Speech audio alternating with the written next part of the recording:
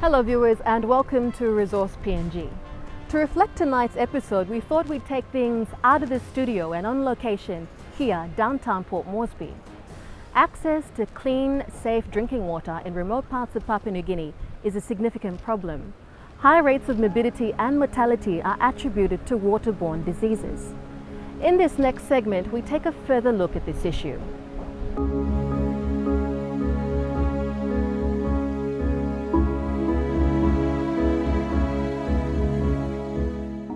In Papua New Guinea, a significant portion of morbidity and mortality is attributed to waterborne diseases. Access to clean drinking water and sanitation has been an ongoing hardship for many Papua New Guineans in rural areas, and there are large disparities between water and sanitation provisions throughout the country. With the monsoon season lasting for around 4 months each year, seasonal water shortages are commonplace in Papua New Guinea. Periodically, the country also suffers from severe droughts caused by the El Nino effect, the last one in 1998. According to the World Health Organization and UNICEF Joint Monitoring Program, JMP, Papua New Guinea is not on track to meet the Millennium Development Goals, MDG targets for improved water coverage or improved sanitation coverage. The decline in water and sanitation coverage is evident in findings since the JMP began work in PNG in 1990. PNG is the largest and most populated nation in the Pacific region, and rapidly increasing population trends contribute to the growing demand and resulting scarcity of water coverage. Diarrhea, water sanitation and hygiene remain as some of the leading causes of mortality in PNG.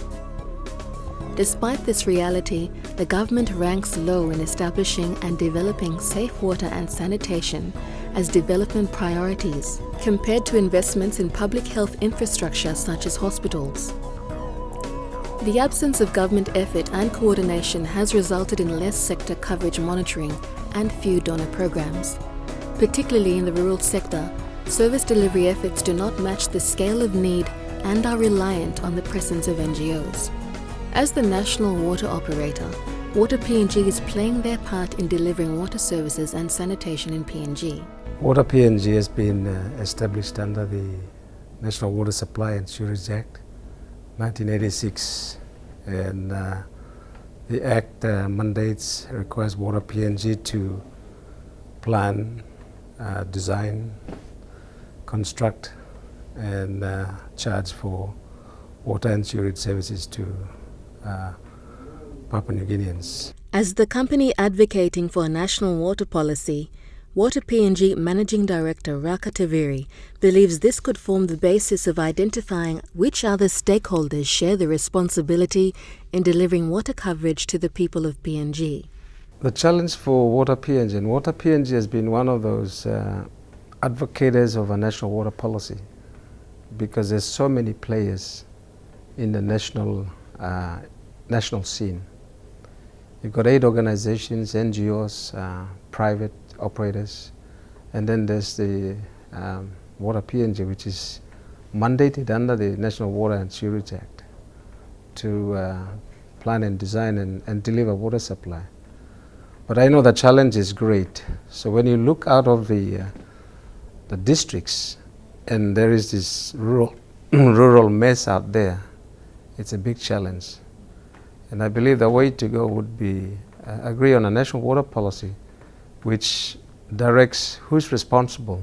Our standard approach has been that before any water supply service is introduced, we do awareness to make sure, firstly, that people are aware of the importance of safe water, drinking water. As we all understand that water is key to human survival and existence, so therefore it's important that we promote the importance of water supply and why people should drink clean water supply. And secondly, we do promotions to put to the people the importance of having an infrastructure like a water service, so that they know that whilst they consume and take water, There is also the need to pay for the water supply because as a service, it takes it costs money to be able to treat the water supply before it's delivered to the people's taps. And so it's important that people not only consume but that they pay for the water supply. We continue with this documentary after the break.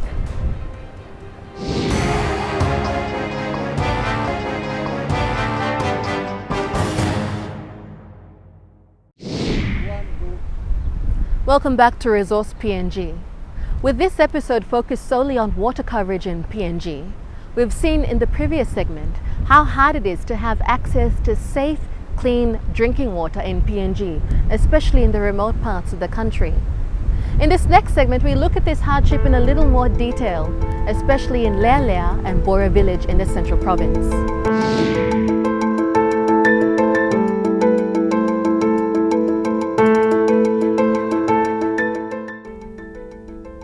A few minutes' drive outside of Port Moresby, a stark contrast of wealth inequality exists, a somewhat norm prevalent throughout PNG. Situated right beside a multi-billion kina LNG facility, in harsh dry terrain, the Lea Lea village suffers inadvertently from reliable access to water. Not far off from Lea Lea is Bora village. The community here is also no stranger to the hardship of access to clean, safe, drinkable water. The Bora village councillor, Vivian MacArthur, knows all too well the struggle her village men and women have faced for many years. We need a good water system in this village. We have bore water digged everywhere. So at the moment they cut it with the containers and carry it on their back to the houses. And I think it's been a long while now. Our water, our village is built over an underground river. It was surveyed way back in, I think, 1976 by some of the Japanese people, and they told us that this village was built over underground river. So we do have a water here, but the problem is who is going to manage it, and we need funding to do piping and all those things. Put the village back in a good position where it needs a good piping system for all the houses. So this is a very big work that our council is trying to do, to go try and work with these people to bring a good water project into this village. And I'm sure we can do it with this new councillor for Bora. This is just one of many similar water-deprived trends in many areas of the country, both rural and urban. Water access in these parts is a daunting task. In Lea Lea village, access to water comes with a cost of carted water of 300 kina per cart at the most, or a daily 2-hour trip to fetch from the nearest bore well that is only fit for bathing and laundry. This is a task borne mostly by women and children, and a continuous reason why young girls often skip school. Every woman sacrifices for their household. They're like managers themselves to the houses, and I feel for them every day. It's no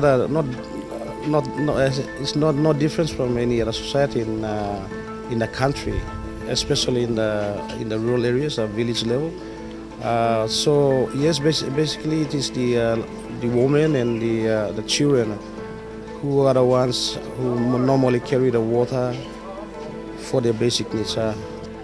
Well, water is one of the major problems here. As women, we do our daily activities, and without water, we cannot complete anything that we are doing. So water is a problem, and an ongoing problem here. Many years ago, Lea Lea once had a water connection from Laloki River, but that service was discontinued. Now the village of 5,000 men, women and children are in dire need of having reliable, convenient and safe access to drinkable water. The water situation in Lea Lea and Bora village is only a microcosm of the stark reality that most people in PNG face, particularly those situated on the outer islands. But for Bora village, Councillor Vivian MacArthur, remains optimistic that she will introduce a proper water supply system to her village during her term as council. I am really looking forward to get a water system through to the village and get it into, maybe taps into their houses. That's what my aim is. So it makes life easier for them, especially the mothers and the young women. And I'd like that water system installed here during my term. Stay tuned, we'll be back with more of Resource PNG.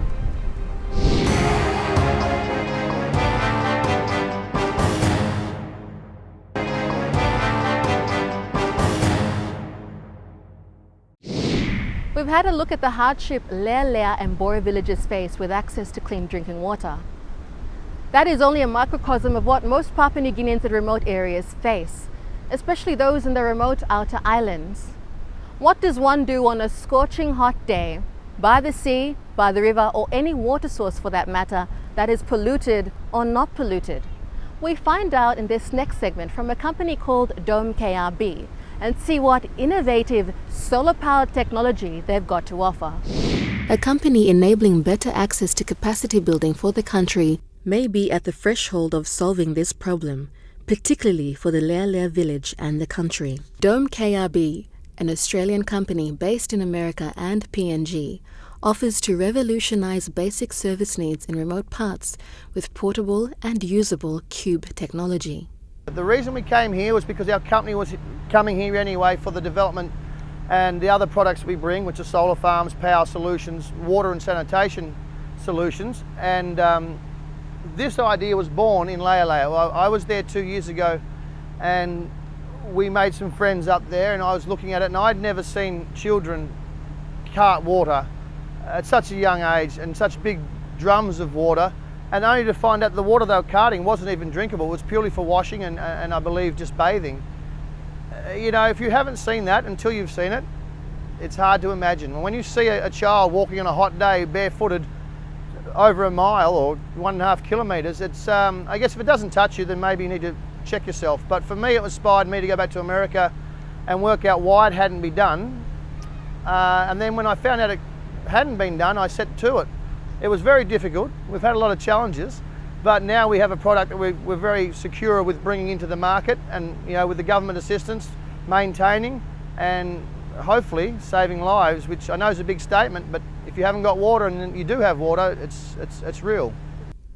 With the introduction of 4 products, each a box-like machine called a cube, Dome KRB is set to transform the way basic services are accessed, such as the provision of clean, drinkable fresh water, electricity, food and medical storage via solar power technology and lithium battery.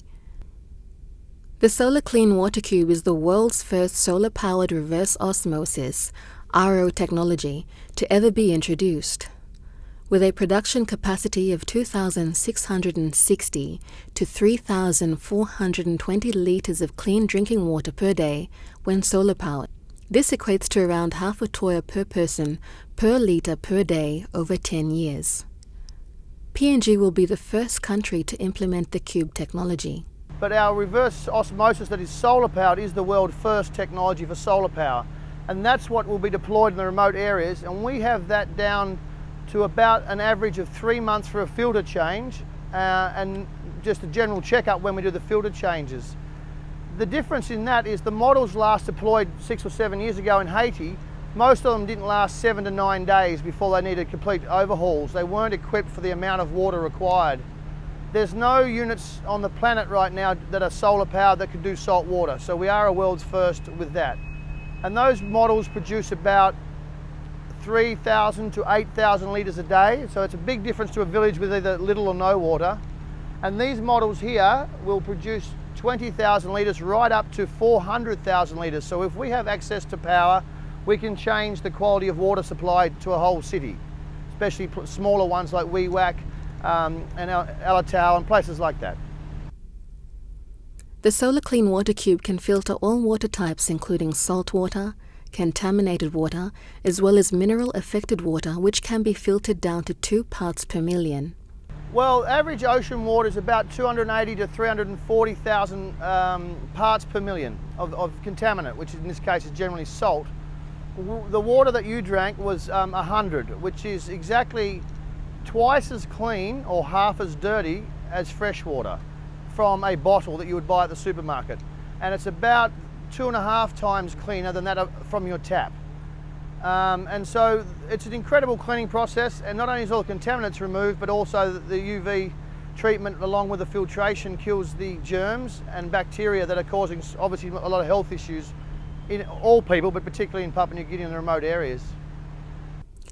Salt is produced as a byproduct from salt water and can be used for human consumption. The units are cost-effective between 75,000 to 185,000 kina before installation, depending on logistics, implementation, and the required quantity of water. Reverse osmosis is a technology that is used to remove a large majority of contaminants from water by demineralizing or deionizing water by pushing it under high pressure through a semi-permeable membrane. RO technology has been around for a long time, since the first demonstration in 1959, but never has a solar-powered RO technology been designed. The Solar Clean Water Cube was recently given a test run at the official launching of the cube at Ella Beach in Port Moresby on August 29, 2013. I declare this mission operational for Papua New Guinea. Fantastic.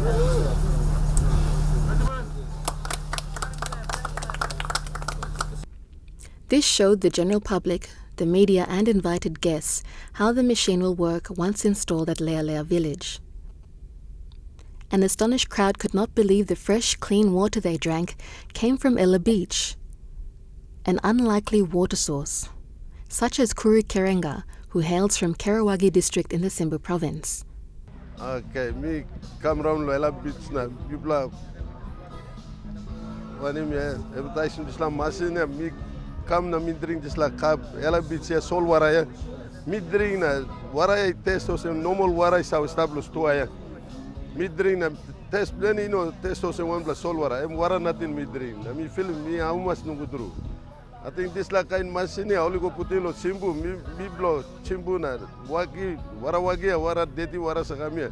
I think one blow me go put in wagi brute so this labia me plus drink dirty wara stabia and put in I think one blood drink one blood good blow wara labia. Me how much lo this la machine work this la sol wara come up wara. It was also an opportunity to appeal to local members of parliament to seriously consider addressing water needs in their electorates. Me like him this la member blow me must member blow Karawagi must look in this la machine put in one blow aralo wagi me blow people again drink this la wara wagi and we can machine again come up in good la wara na me plug and drink. This first Solar Clean Water Cube was sponsored and supported by the Office of Forest and Climate Change at a cost of 140,000 kina. Speaking on behalf of the Minister for Forest and Climate Change, Honourable Patrick Pruich, at the official opening, the Executive Director, Mr. Varigini Badira, further stressed why the cube was fundamental in Papua New Guinea. Now this is something you are looking, this is a unit you are looking, white plant unit here. It converts, changing salt water going into fresh water.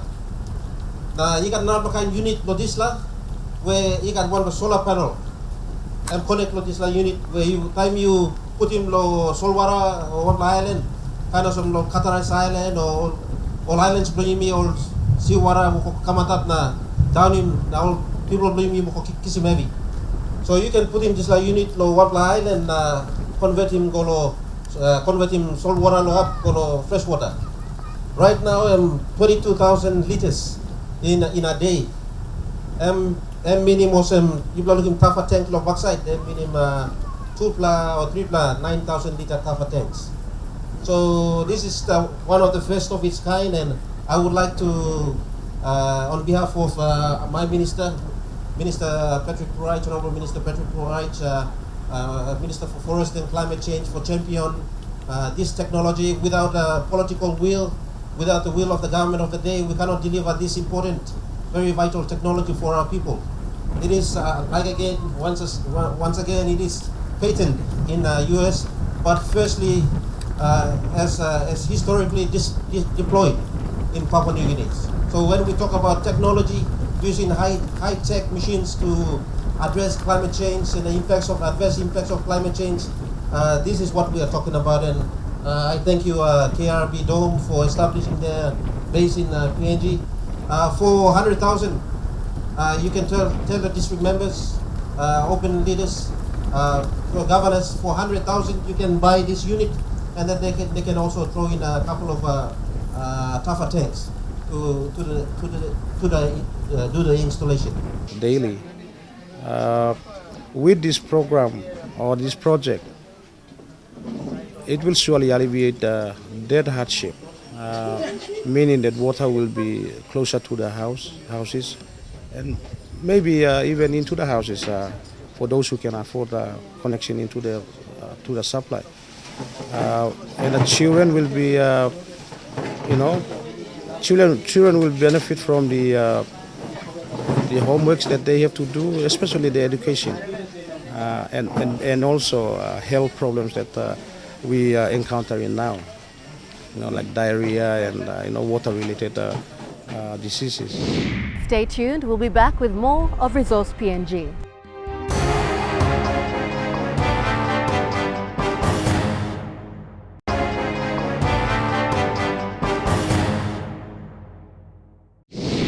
Welcome back to Resource PNG.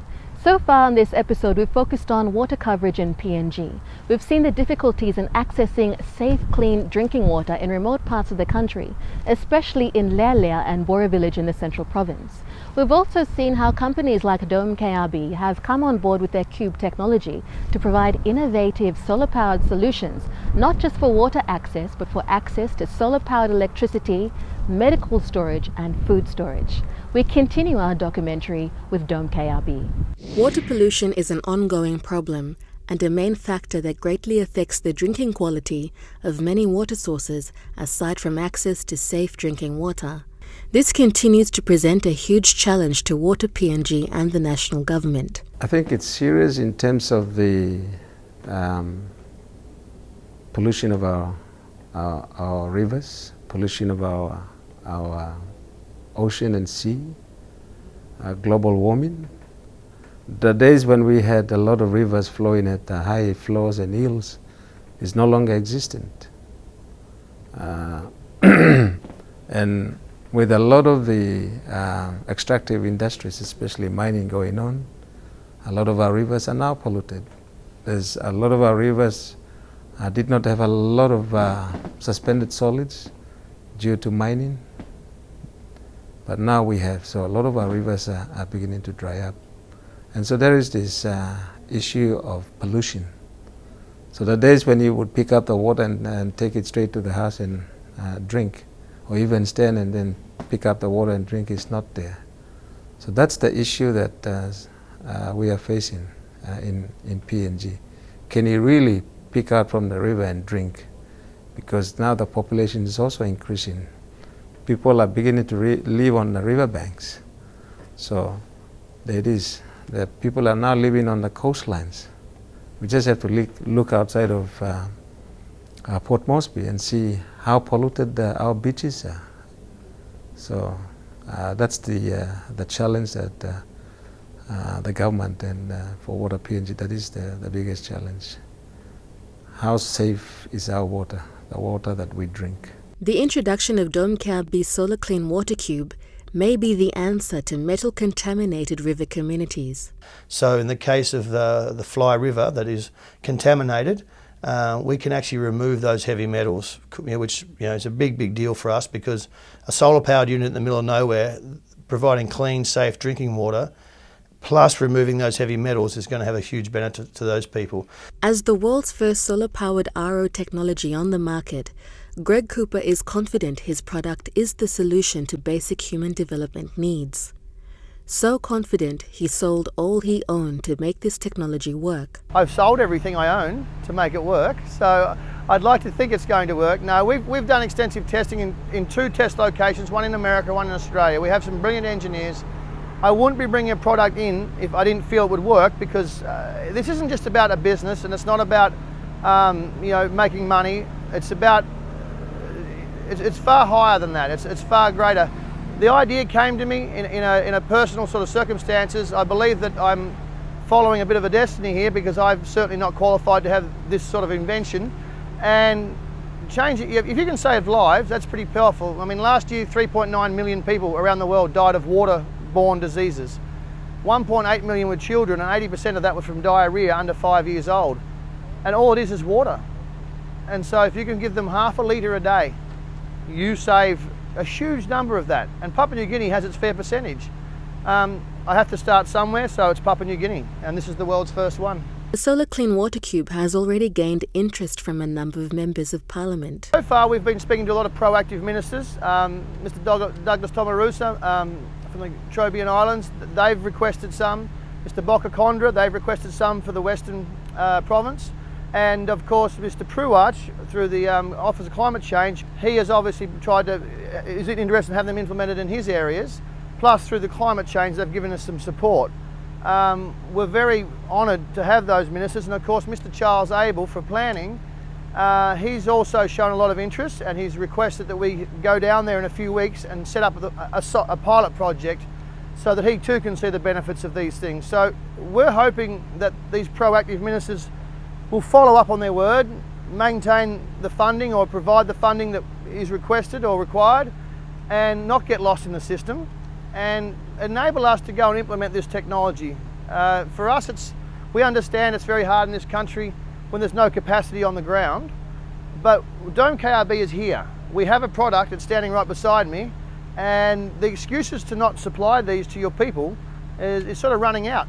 You know, you have access to the money, the country has enough wealth to provide these things, and they're a very short fix for water. The only other option you can do is desalination, and obviously you can't do that in small villages, and it takes millions of dollars and big infrastructure to even get one of those to operate. When asked how to get one, this is what he had to say. One question we get asked all the time is, how do I get one? It's pretty simple. You go to your member or your representative and you tell them you want one, and if they don't get you one, you don't vote for them. It's that simple. Meanwhile, Water PNG, as the national water operator, continues to explore new sustainable innovative solutions as part of its corporate strategy. This will slowly see traditional conservative methods of water supply a thing of the past. Water PNG is very much in its corporate strategy, looking at innovative solutions, because the bottom line now is that our conservative traditional approaches in terms of putting water supply does not apply anymore. To some extent, yes, in the town, in the city. But as we go out to the rural fringes, it's cost benefit to consider what technology we have. So Water PNG is already embracing what technology that is out there to be able to deliver this service, especially safe drinking water. As I said, our rivers are polluted, our oceans are polluted, so we need the technology to be able to. And then when you look at the cost, the capital cost of a typical water supply, it's expensive. So now we are looking at what is there out in the market that we can deliver in a sort of like a package sort of a system, but still be able to be practical, be sustainable in the village. The issues that we are looking at is sustainability.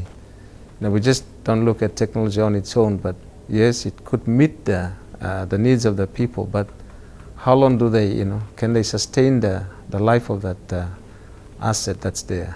Whether it's, this technology, the reverse osmosis. There's quite a few that has come to our attention, also from the sewerage perspective as well. And so sustainability is the key issue that we are looking at.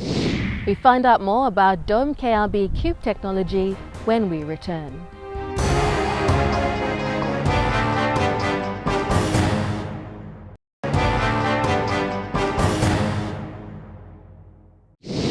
You're back with Resource PNG. Apart from the Solar Clean Water Cube, Dome KRB has developed 3 other cubes that provide medical storage, solar-powered electricity and food storage for emergency-stricken, remote, inaccessible areas.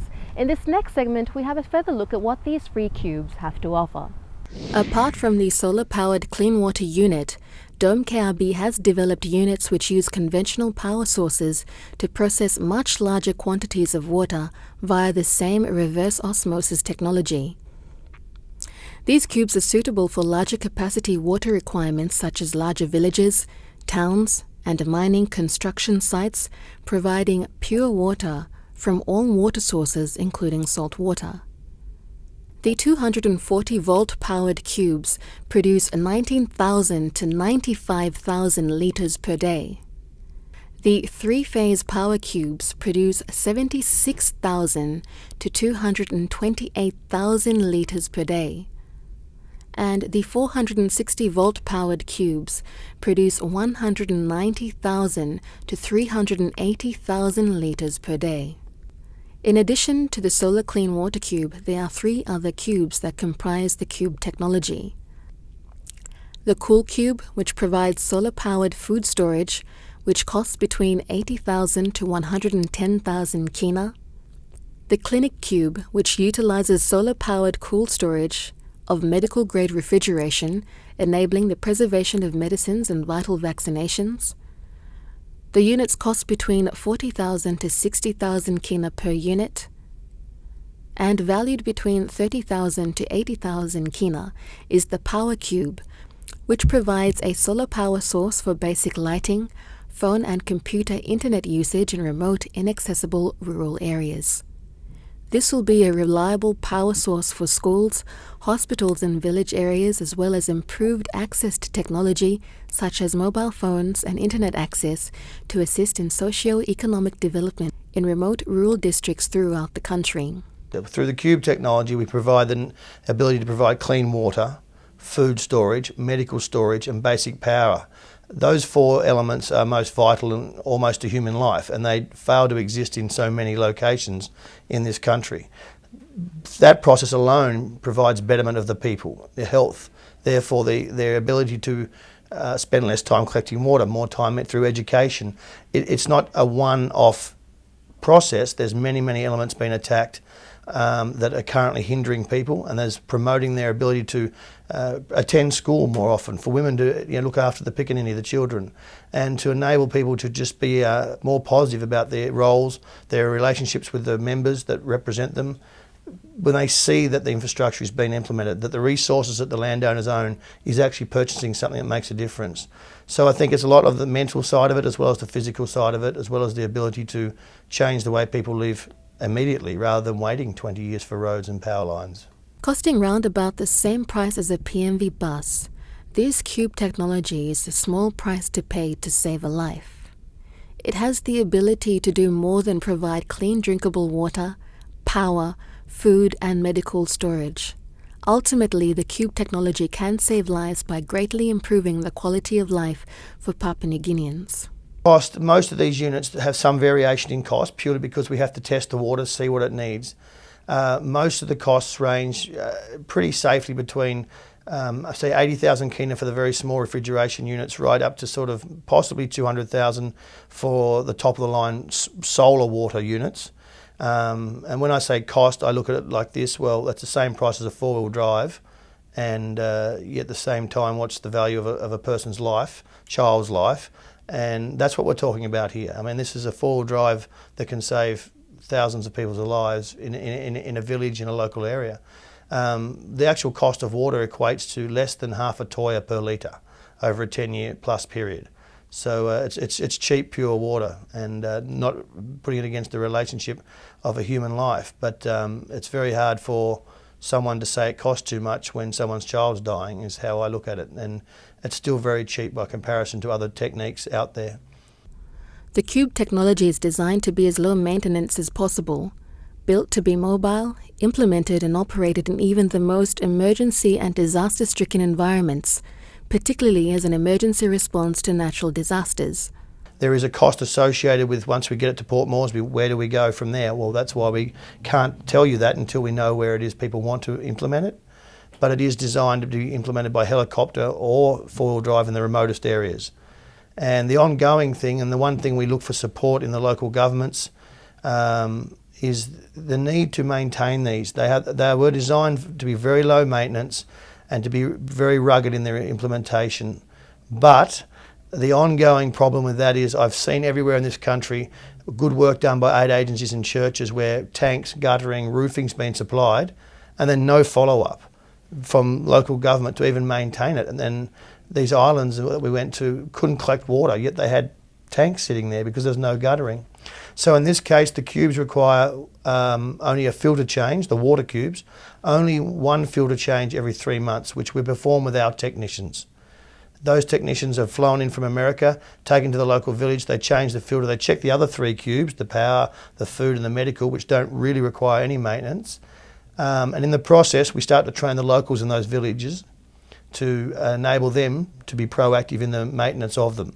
So it's an educational process that helps us educate and employ locals. Our goal would be to have eventually locals throughout the country here who are trained technicians for cubes, so they might not only look after the one in their village, they might look after several in a radius area of their village. So that would be our goal through the employment angle. As an economic development company, Dome KRB has a holistic approach to development.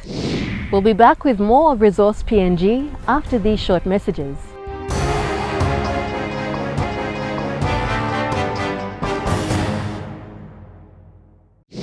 Thanks for staying with us on Resource PNG. Dome KRB is an economic development company. In this segment, we find out what holistic approach they have to development. The Dome KRB Cube concept was designed to satisfy the demand for basic infrastructure services in the most inaccessible, emergency-stricken and polluted areas of the world. But the company believes a component of human development has to occur for infrastructure development to work. What we mean by holistic development is we don't believe in just the infrastructure development. We believe in there's a combination of human development that has to occur for the infrastructure to be useful. Roads, bridges, etc. alone won't create prosperity, economic prosperity. It obviously has to involve education, health, and just awareness, people's ability to be proactive in the economy, whether it be through trade, work, or whatever means. So we look at a very broad picture, and then we bring in expertise from around the world that we've sourced or utilised or partnered with, and that led us to come here and develop. The Managing Director for Water PNG, Mr. Raka Taviri, also shares similar views when it comes to implementing infrastructure. Asset ownership. Because today a lot of the government infrastructure supporting, whether it's roads and bridges or every infrastructure that government puts in, sustainability and the life of the infrastructure is important. And we do promotions to appeal to the people, to the public, to take ownership, to look after the assets that are there. Ownership is key to ensuring that the assets last the life that they are designed for. Because without people taking ownership to ensure that they are part of that infrastructure, and then looking at the infrastructure is key to for the people to be able to receive the services at that level that's required. For infrastructure to be implemented and tangible development to take place, land space must be available. In PNG, land ownership has been an ongoing challenge. Biggest challenge has been the compensation issues, the land issues.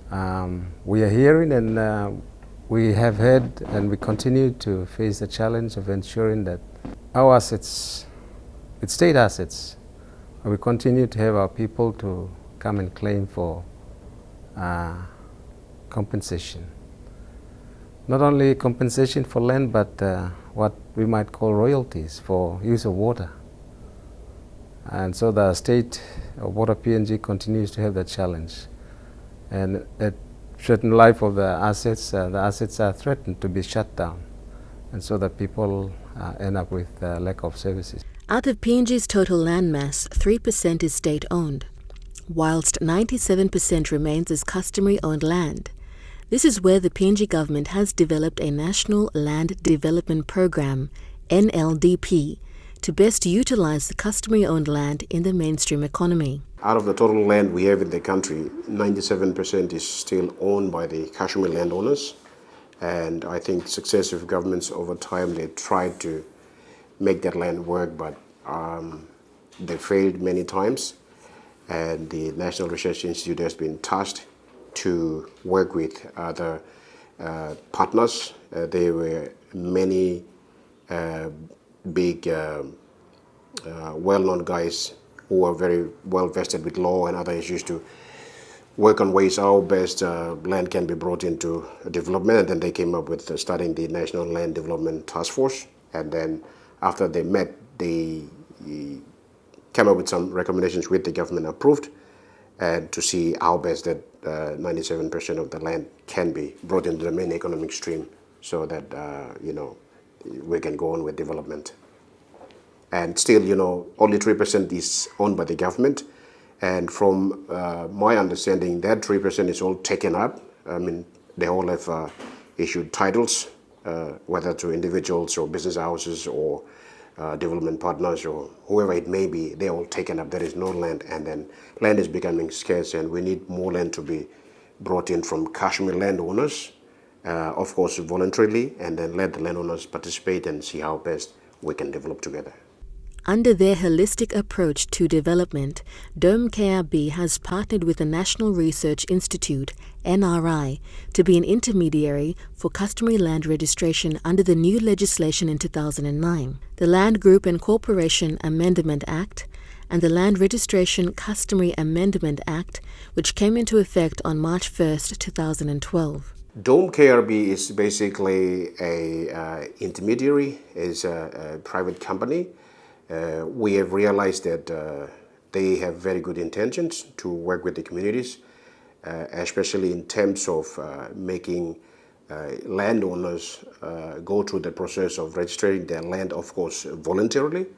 What they do is, they don't charge any money as long as the government on PNG, through development partners or through organizations like NRI, we bring them in to facilitate landowners, give them more information, do awareness, so that their land can be brought into the main economic stream, so that let the landowners participate, and they can also be involved in win-win investment situations. Because Kashmir landowners, when they have the land without any titles, no one wants to develop that. No partnership, no investors will come in. Through this partnership with NRI, Dome KRB came up with the village model concept. The NRI has been very proactive with Dome KRB from the arrival of our country on two fronts. Initially, we came up with a village model as we saw that one of the issues in this country was customary land. With 97% of this country locked in customary land, the only true way from an economic standpoint is to increase the investment. And to increase investment overseas especially requires the legal recording of land. Investors won't come in and buy cattle farms or set up business if they know their land can't be secured. That process then led me to understand the laws and a lot of reading, etc. And we came up with a village model. We presented it to the NRI, and since that time they've worked very closely with us to basically, Dome KRB is now one of the first endorsed companies to act as an intermediary for the new customary land registration under the new legislation of 2009. That process, of course, the goals in a nutshell is the process is to create an ILG under the new legislation, then identify the customary land, the undisputed areas, have it registered in a formal manner through GIS and mapping systems that our company performs, and then have it planned so that growth can be controlled, and then it's handed over to the Valuer General or the Surveyor General to complete their processes, starting the whole process of customary land registration. How that ties into what we've been doing is even the implementation of cube technology, for example, something as small as that.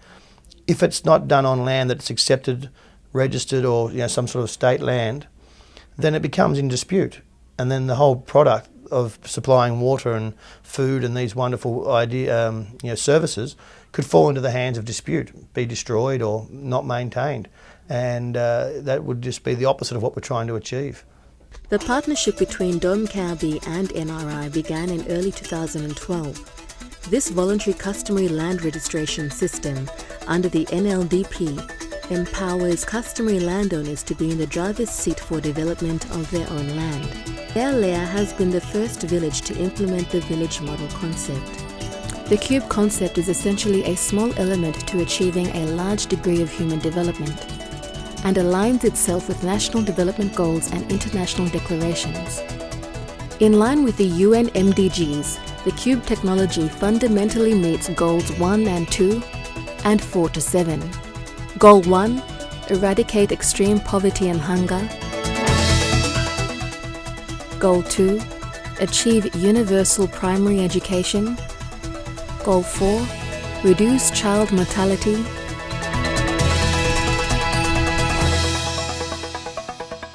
Goal 5, improve maternal health.